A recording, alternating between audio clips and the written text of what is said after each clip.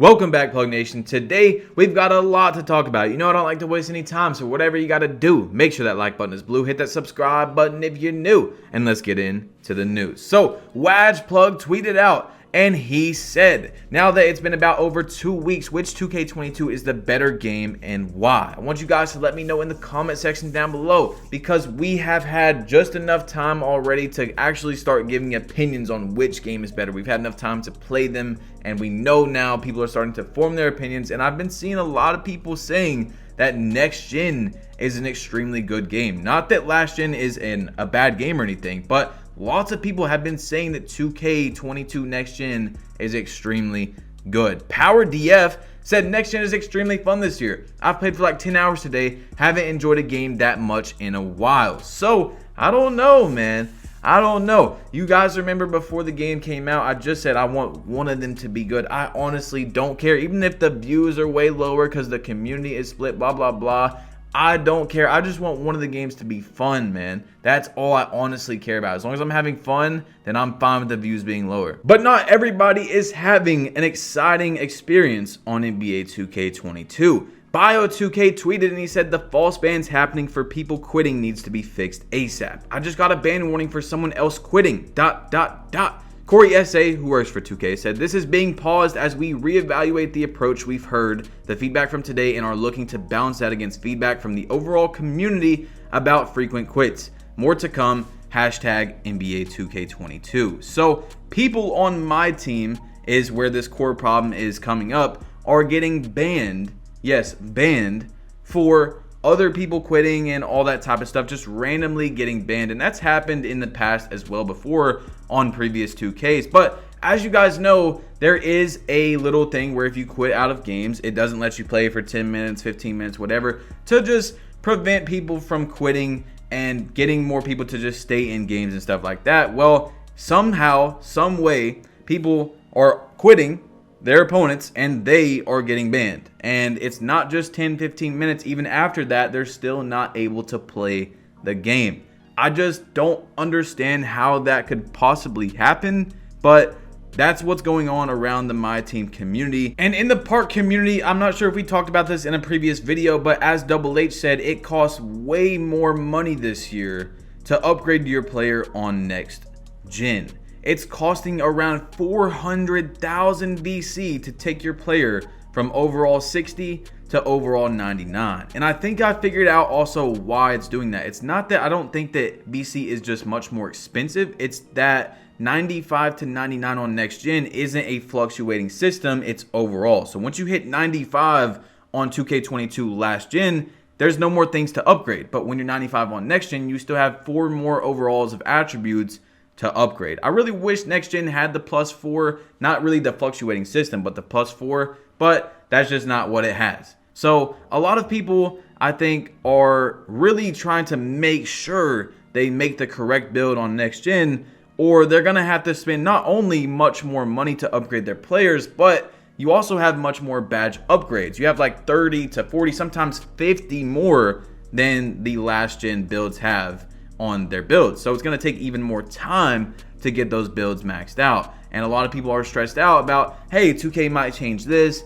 and then my build's going to be gone. So what I'm really wondering is 2K actually going to keep their word that they've been saying about not changing the gameplay around this much this year? Because a lot of the majority of the community is happy about where it's at right now. You guys remember the last patch where Mike Wang was saying they don't want to change a lot about the game. So I'm wondering, are they going to do that? Are they going to keep that word? Well, Mike Wang talked about this right here, and this has been something that I've been talking about since the game came out that is absolutely game changing. Well, he responded to a guy on Twitter that said, can you talk more about the Limitless spot up badge current gen? Like, what is the point of the badge and do it not be popping up? He said Limitless spot up is going to get patched. It's currently restricted to shots from 30 feet plus and only in catch and shoot situations. We're going to make it so that either Chef or Limitless will always work on deep threes. And Limitless threes in this game is so random. You cannot shoot like 2 feet back. Sometimes it will let you green it. It's very RNG though, as you guys have heard. Maybe like Tyson will talk about RNG, random number generator. Sometimes you're standing there, you're 2 feet back, you time your shot right, it lets you green it. But a lot of the times, the same exact shot, same exact release, wide open, it just will not let you green it.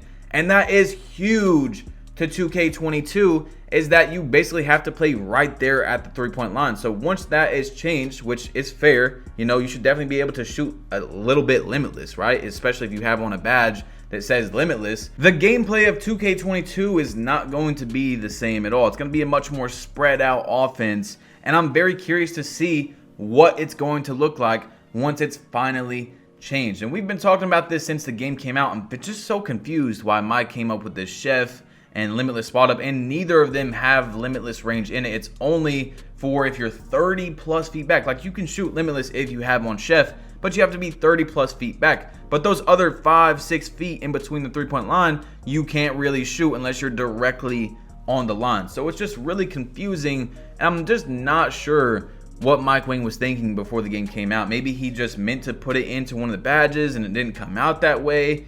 I don't know. But I'm also thinking that once that badge does come out that actually gives you Limitless, whichever one he puts it on, the other one's kind of going to be pointless, right? Because you're not going to need the other one. I don't know. I'm just sitting here thinking, and I know once it comes out, especially because I'm on a guard. If you guys aren't on guards, maybe you haven't really noticed it, but the game is going to be way different when you're able to shoot from 5+ more feet back now, and you can actually shoot from any type of range, not just directly on the 3-point line. And by the way, I know the question said current gen, but I'm almost positive it's going to be for both games. So don't be worried and be like, oh, he's only going to be putting it on the last gen game. I'm pretty sure it's going to be on last gen and next gen. Now, here is another thing that I just wish we knew before the game came out, or maybe day one, something like that. I talk about this every year. I know Agent does and other people. We should know this information before the game comes out, or as it's coming out, whatever. It should be noted. It should show us, and I'll explain to you why. So Zach Timmerman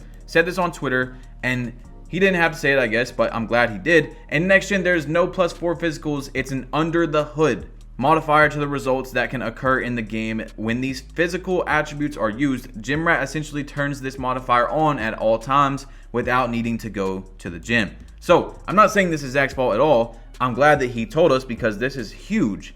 But what that means is that Gymrat, when you get your +4s for your speed, acceleration, vertical, that's extremely important, because people can make their builds. Like, my friend made his build to where he gets a 71 vertical because he thought that when he gets those +4s, he's going to get 75 and he can unlock different dunk packages, but that's not how it's going to be.